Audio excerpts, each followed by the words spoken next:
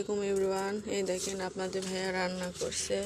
এই যেখানে সজনা দিয়ে আলু দিয়ে মাছের খোটা কাটা দিয়ে পুরপুরি করছে। সকাল থেকে আমি অসুস্থ, এই জন্য সকাল থেকে আমি রান্না করতে পারিনি।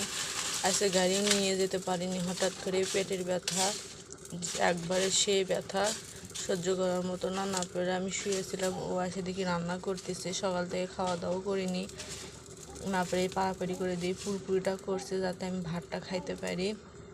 আর এই দেখেন আপনাদের ভাইয়া মাছ দিয়ে বেগুন আলু ঝোল রান্না করতেছে। এই যে আপনাদের ভাইয়া রান্না করতেছে বসে থেকে।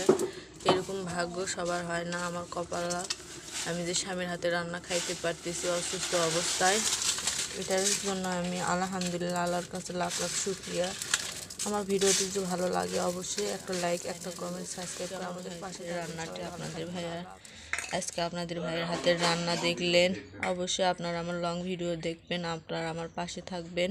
অবশ্যই একটা লাইক আর একটা কমেন্ট করতে ভুলবেন না। আপনাদের কাছে অনুরোধ রইল, অবশ্যই লং ভিডিও দেখে একটা লাইক একটা কমেন্ট করে যাবেন। সবাই ভালো থাকবেন। আল্লাহ হাফেজ।